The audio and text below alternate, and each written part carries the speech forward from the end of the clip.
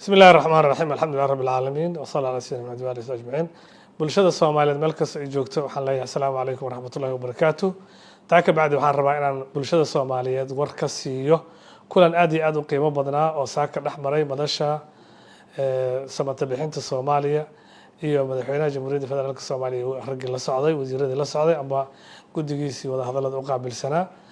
runtii saakito waqti 10 ay ku aadaneed ayaan tagnay madaxtooyada anagoo ku soconay ballan horeysay oo aan la lahayn hoggaanka dalka madaxweynaha jamhuuriyadda kulankaasi galabta 4 buu noo soo dhamaaday aad iyo aad waxaa looga dooda dhammaan qadiyadihii hortabyada lahaa ee Soomaaliya si loo gudbo ismaandhaafka xoogga lahaa ee ka jiray geedi socodka siyaasadda Soomaaliya iyo doorashooyinka ugu dambeyntiina madaxweynaha iyo ragga wasiirada ay la joogay iyo madashu waxay isla gaareen qodobada aad ku aragteen 4 qodob ka kooban oo kala ah in arrimihii dastuurka laga wada hadlo aragtidu way kala gedisnayd laakiin in la wada fadhiiso oo la isla jeexjeexo wada hadal arrinka labaadna waxa uu ahaa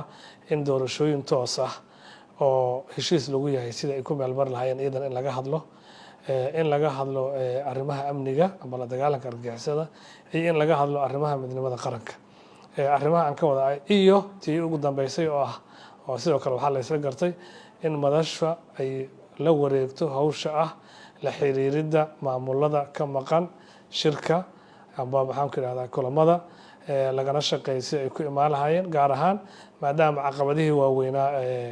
ay ku diidanayeen ay meesha ka baxeen oo ah in aan arrimihii dastuurka aan lama taabtaan ay yihiin arrimihii dastuurka ajandaha ay noogu jiraan oo laga wada hadli doono